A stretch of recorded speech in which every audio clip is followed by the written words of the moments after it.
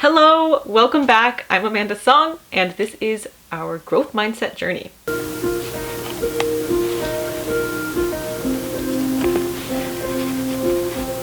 Last episode, we talked a bit about what happens when you take praise too seriously, and it got a little sad, and this episode is only going to get sadder, but I want to try to make it a little bit more bright and positive. There's definitely things you can take away from my mistakes.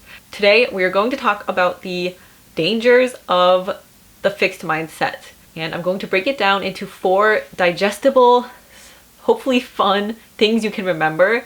So this journey is now from my graduation in May 2018 until about a year after that.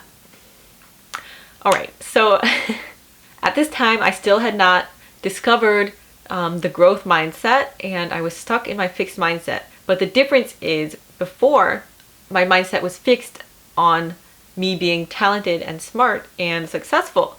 But because of the things I experienced at Columbia, my mindset now shifted to being fixed on me as a failure. After graduating Columbia, I had trouble getting jobs. And as you can imagine, I now have this Ivy League degree from the top journalism school in the world. I felt like so full of myself. I was like, employers should be begging me to apply. Like, why am I not getting work? I gradually had to decrease my expectations until I was applying for internships that didn't pay more than when I was working at the student dining hall as an undergraduate. And that was a blow to me with my fixed mindset. I was like, what? Are you kidding? I have an Ivy League master's degree. Like, where's my job? The first danger of having a fixed mindset is ego and insecurity. And those things actually go hand in hand. People who have ego are not more confident. They're not more secure. They're actually still very insecure. The difference is that they think that they should be at a certain place and they're not. My ego was really coming off in my cover letters that I would send to employers. I looked back at my cover letters and I started every one, the first line being, with my master's degree from Columbia Journalism School. Can you imagine how gross that sounded to employers? But underneath all of that ego, I was still very insecure, especially as 5 months went by and I did not have a job. This led me to a really low point in my life where I started to fear that I was never going to be anyone. I started to see that future that I dreamed of slipping from my grasp. And the worst part about it was that I had paid 6 figures in student loans to attend this, and that was quickly becoming my debt. So as the months went by, with my debt payments looming and no job, my ego very quickly turned into a gross insecurity. Which leads me to the second danger of the fixed mindset, which is failing. During that time period, I got an offer for an internship. Again, it was very low paying. It was like $10 an hour. And the sad thing is, I actually wanted that opportunity because it was a foot in the door. That's what mattered. It was a temporary 3-month summer internship.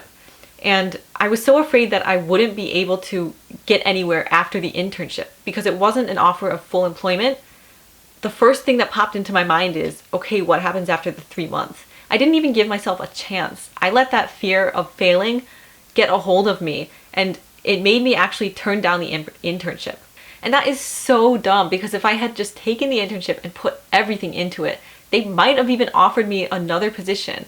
At the very least, they definitely would have recommended me as an employee somewhere else.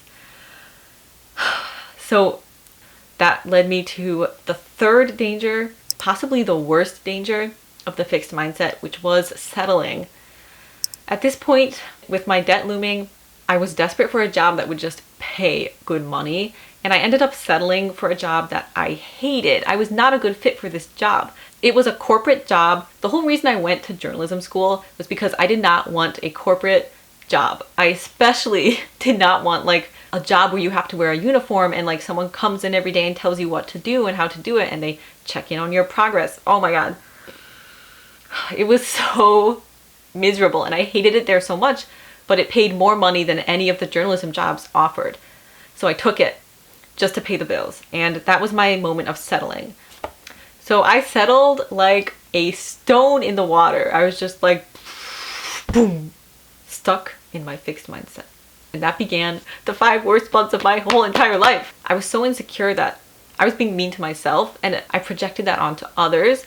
I had a really rocky time with my husband. It was just a very dark moment of my life. I stopped talking to my friends from Colombia because now I felt so ashamed. My friends who were working at the New York Times and CNN and places all over the world, I felt so ashamed to go to them and be like, hey, guess what? I got a job in retail as a human resources. Like, oh, finally, everything changed. It started with a book.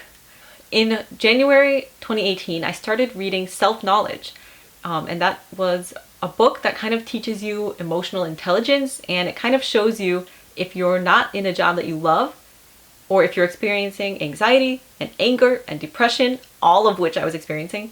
It teaches you like a philosophy of self-knowledge so that you can ask yourself, why are you feeling that way? And while reading that book and doing those practices, I began to realize I had always valued myself as being a creative and quick thinking person, and the job that I held was not allowing me to use my creativity or my quick problem solving abilities. So at that point, I started to think, what if I quit? Like, I still wanted to be a journalist. I still wanted to have my writing and my video production. So I quit the job and I went back to square one in a humbling freelance position. For a while, the only work I could find was writing product descriptions for a sex toy website. And that was the most humbling job because I was so proud of myself for making money on my own, under my own name as a freelancer, but I had some hang-ups about putting it on my resume. From then on though, as I slowly built my own credibility, I started to get more offers, and that led me to more opportunities to freelance. As I started to come out of the cloud of ego and insecurity and anger and frustration, I began to appreciate learning once again. And at the next job I got, which was writing blog posts for a drone company, I dove into everything I could. I started reading more about drones, about their equipment. I started reading about their specific industry, and it helped me grow enough in that role that I could then, a few months later, apply for a full-time job with benefits where I was actually going to be making media as my job title. And that's how I finally got back on track. So yes, this story does have a happy ending. I remembered that it's about the effort and the learning and the process rather than the fixed moment. And I finally got back to where I wanted to be. And up next, we're going to talk about the utter importance of learning and why you should always continue learning, even from your competitors. Thank you for sticking around through this dark journey. Take what you can from my mistakes and go out there and grow and help others grow. I'll see you next time.